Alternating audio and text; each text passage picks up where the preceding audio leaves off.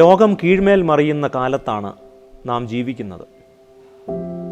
ഈ കാലത്തെ നവസാമാന്യതയെന്നോ നവസാധാരണതയെന്നോ ഒക്കെ പറയാം.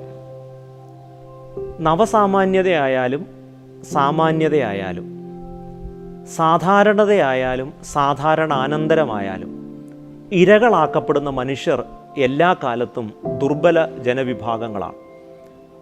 കോവിഡിന് മുൻപായിരുന്നാലും കോവിഡിന് ശേഷമായിരുന്നാലും പാർശ്വവൽക്കരിക്കപ്പെടുന്നതും ഓരങ്ങളിലേക്ക് എറിയപ്പെടുന്നതുമായ മനുഷ്യർ പാവങ്ങളും ദളിതരും ദുർബലരും അന്യസംസ്ഥാന തൊഴിലാളികളുമാണ്.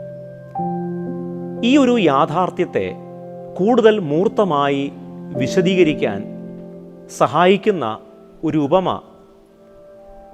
യേശു ശിഷ്യന്മാരോട് പറയുന്നുണ്ട്. അത് വിത്തിൻ്റെ ഉപമയാണ്. നല്ല നിലത്ത് വീണ വിത്തിൻ്റെ ഉപമ എന്നും അതിനെ വിശേഷിപ്പിക്കാറുണ്ട്. ഒരു മനുഷ്യൻ വിത്ത് വിതയ്ക്കാൻ പുറപ്പെട്ടു. ഒരു കുട്ടയിൽ നിറയെ വിതയ്ക്കാനുള്ള വിത്തുമായി കർഷകൻ യാത്ര തിരിക്കുന്നു.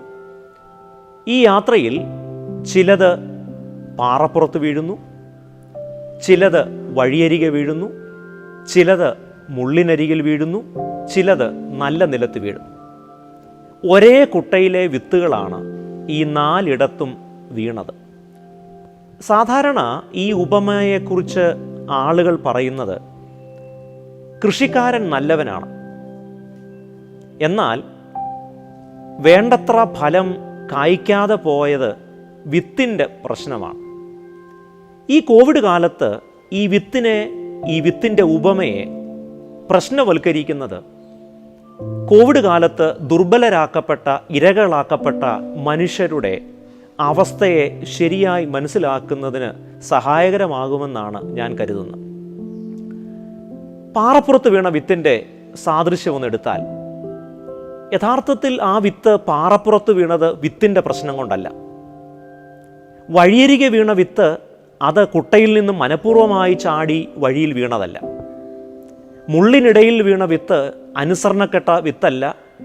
കർഷകൻ്റെ താല്പര്യത്തിന് വിരുദ്ധമായി, കർഷകൻ്റെ ഇഷ്ടത്തിന് വിരുദ്ധമായി പ്രവർത്തിച്ചതിൻ്റെ പരിണിത ഫലമായിട്ടല്ല മുള്ളിനിടയിൽ വീണത്. അപ്പോൾ പാറപ്പുറത്ത് വീണ വിത്തായാലും വഴിയരികിൽ വീണ വിത്തായാലും മുള്ളിനിടയിൽ വീണ വിത്തായാലും അവർ സ്വയം അവിടെ എത്തപ്പെട്ടതല്ല. എന്തൊക്കെയോ കാരണങ്ങൾ കൊണ്ട് അവർ അവിടെ എറിയപ്പെട്ടവരോ അവിടെ വീണവരോ ആണ്. പാറപ്പുറത്ത് വീണ വിത്ത് മുളയ്ക്കാൻ ശ്രമിച്ചു, എന്നാൽ ആഴത്തിൽ വേരിറങ്ങാൻ പര്യാപ്തമായ ഒരു സാഹചര്യമല്ല ഉണ്ടായിരുന്നത്. അതുകൊണ്ട് പെട്ടെന്ന് കരിഞ്ഞുപോയി. മുള്ളിനിടയിൽ വീണ വിത്ത് മുളയ്ക്കാൻ ശ്രമിച്ചെങ്കിലും മുള്ള് അതിനെ ഞെരുക്കിക്കളഞ്ഞു. വഴിയരികിൽ വീണതും മുളയ്ക്കാൻ ശ്രമിച്ചു, പക്ഷേ അതുവഴി വന്ന യാത്രക്കാർ അതിനെ ചവിട്ടി അരച്ചു കളഞ്ഞു. ചിലതിനെ കിളികൾ കൊത്തിക്കൊണ്ടുപോയി. ഈ 3 സ്ഥലത്തും വീണ വിത്തുകൾ കോവിഡ് കാലത്തെ ദുർബലരാക്കപ്പെട്ട മനുഷ്യരുടെ അവസ്ഥയുമായി ചേർന്ന് നിൽക്കുന്നതാണ്. അന്യസംസ്ഥാന തൊഴിലാളികൾ, നമുക്കറിയാം 2020 മാർച്ച് 24 ലോക്ക്ഡൗൺ ഇന്ത്യയുടെ പ്രധാനമന്ത്രി പ്രഖ്യാപിക്കുന്നു. പ്രത്യേകിച്ചൊരു തയ്യാറെടുപ്പുകൾ ഒന്നും നടത്താനുള്ള സാവകാശം ലഭിച്ചില്ല. ഈ അന്യസംസ്ഥാന തൊഴിലാളികൾ ഡൽഹിയിൽ നിന്നും ബാംഗ്ലൂരിൽ നിന്നും ചെന്നൈയിൽ നിന്നും കേരളത്തിൽ നിന്നുമൊക്കെ കാൽനടയായും ട്രെയിൻ മാർഗവും ബസ് മാർഗവും ഒക്കെ അവരവരുടെ നാട്ടിലേക്ക് യാത്ര തിരിച്ചു. ഈ യാത്രയിൽ അനേകം ആളുകൾ പട്ടിണി കൊണ്ടും ചൂടുകൊണ്ടും ആവശ്യത്തിന് വെള്ളം കിട്ടാതെയുമൊക്കെ വഴിയരികിൽ തളർന്നു വീണു. മഹാരാഷ്ട്രയിലെ ഒരു റെയിൽവേ പാളത്തിൽ ഗുഡ്സ് ട്രെയിൻ കയറി ഇറങ്ങി മരിച്ച 18 അന്യസംസ്ഥാന തൊഴിലാളികളുടെ ദുരിത കഥ നാം പത്രത്തിലൂടെയും ദൃശ്യമാധ്യമങ്ങളിലൂടെയും വായിച്ചതാണ്. അപ്പോൾ ഈ വഴിയരികിൽ തളർന്നു വീണ, വഴിയരികിൽ മരിച്ചു വീണ, റെയിൽവേ പാളത്തിൽ ചിന്നിച്ചിതറിയ മനുഷ്യർ, ഇവരൊക്കെ പാറപ്പുറത്ത് വീണ വിത്തോ മുള്ളിനിടയിൽ വീണ വിത്തോ വഴിയരികിൽ വീണ വിത്തോ ആണ്.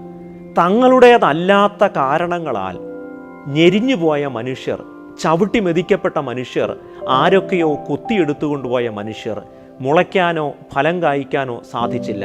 ഇവർക്കെല്ലാം മുളയ്ക്കണമെന്നുണ്ടായിരുന്നു, ഇവർക്കെല്ലാം ഫലം കായ്ക്കണമെന്നുണ്ടായിരുന്നു. പക്ഷേ ചിലർക്ക് മുളയ്ക്കാനേ കഴിഞ്ഞുള്ളൂ, ഫലം കായ്ക്കാൻ കഴിഞ്ഞില്ല. പലർക്കും മുളയ്ക്കാൻ പോലും കഴിഞ്ഞില്ല. അങ്ങനെ ഉരുകിത്തീർന്ന, ഇല്ലാതായി തീർന്ന അനേക മനുഷ്യ ജീവിതങ്ങളുടെ സാദൃശ്യമാണ് പാറപ്പുറത്തെ വിത്തും വഴിയരികിലെ വിത്തും മുള്ളിനിടയിൽ വീണ വിത്തും.